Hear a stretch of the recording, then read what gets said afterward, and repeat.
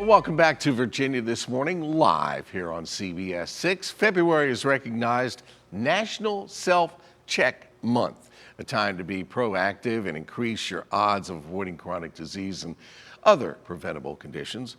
We are 1 month into the new year, and it's a great time to check in with other things such as your finances as well. Top local financial advisor talks about this very topic. Here's what he had to say.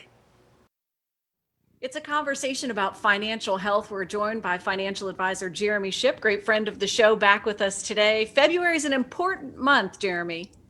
It sure is, Jess. It's time to get back in with what they call self-check month. So I'm excited to be on today talking with you about it for our viewers.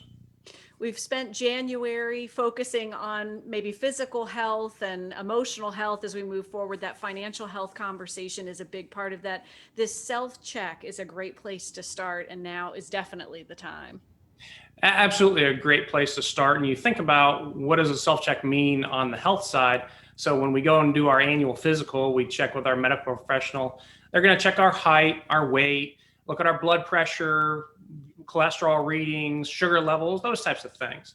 So when we equate that over to the financial realm, let's take a look at our savings accounts, our investment accounts. How are those doing? Our amounts of debt and liabilities that we have. Do we have a rainy day fund set aside? What does our cash flow situation look like? So taking a look at those areas as a self-check is important. And it's also important to really hone in on that self-check aspect. Understand, we're not comparing to anyone else. This is a self-comparison from 1 year to the next, so we can see, are we on track? Are we a little bit ahead of where we were last year, or maybe a little behind? And that's going to help us understand really where we're at and where we want to go.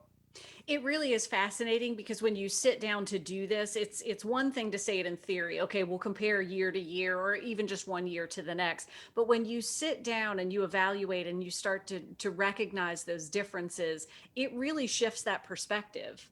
It does. It helps ground us in reality. Where am I today as a spot check again from where we were last year? And once we sit down and look at those numbers, then we can dig in a little bit more deeply on some of them. If some of our financial labs look a little off or out of those normal ranges. And as an example, I like to compare cholesterol readings to debt levels. So both of those numbers can be a little scary if they're pretty high. But understand that with cholesterol is made up of a lot of different types of cholesterol. Some actually, a higher reading is better for heart health, and others we want to stay away from and minimize if we can. It's similar to debt levels, and it's really important for people to understand the difference between a debt and a liability. Now, we're conditioned to think that debt is anytime we owe money to a financial institution. But understand, those are usually liabilities. A liability is where you owe money, you have a financial obligation, but you could pay it off with an asset like money in a savings account or a house. True debt is where you take on a financial obligation for which the only way you can repay is with income you have yet to earn. So it's important to investigate, do a little bit of education with your financial professional to understand if some of those levels feel a little off and maybe scare you when you do that self-check. Yeah, you're right. Give it a look. And then, as you said, that education to gain a better understanding so that you really know what's going on from that perspective. When you start to notice things and you're seeing that things may be a little bit off, you probably have an idea for an action plan. Absolutely. And I like to think of it as the 90-10 rule. And this comes down to the difference between understanding impact versus attention. If we bring it back to the fitness world, most of the attention around health has to do with exercise, workout regimens, what types of products are we going to buy to get us in shape.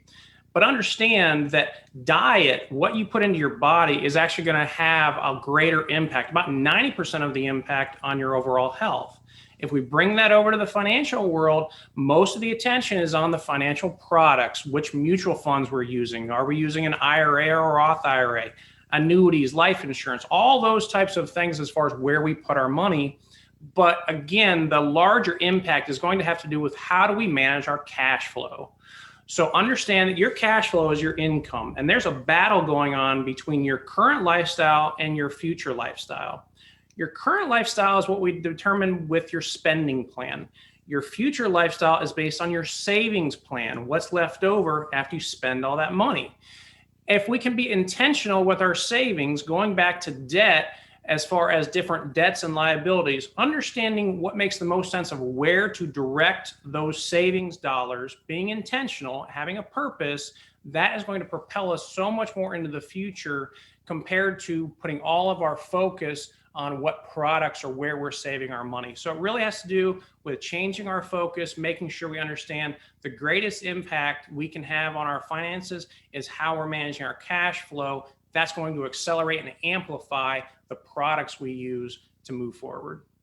Because I'd very much like my current lifestyle to play nicely in the same sandbox with my future lifestyle. So bring it all together. That's a great analogy, Jess, and a great word picture. Think of a sandbox and a seesaw. So if you got your current lifestyle up here, your future lifestyle is going to be down here. So yeah, we want to have that balanced approach, make sure everybody's playing nicely and they're not throwing sand at each other. That's right. No sand throwing. Good to talk with you, Jeremy. Thank you so much. Thank you, Jess.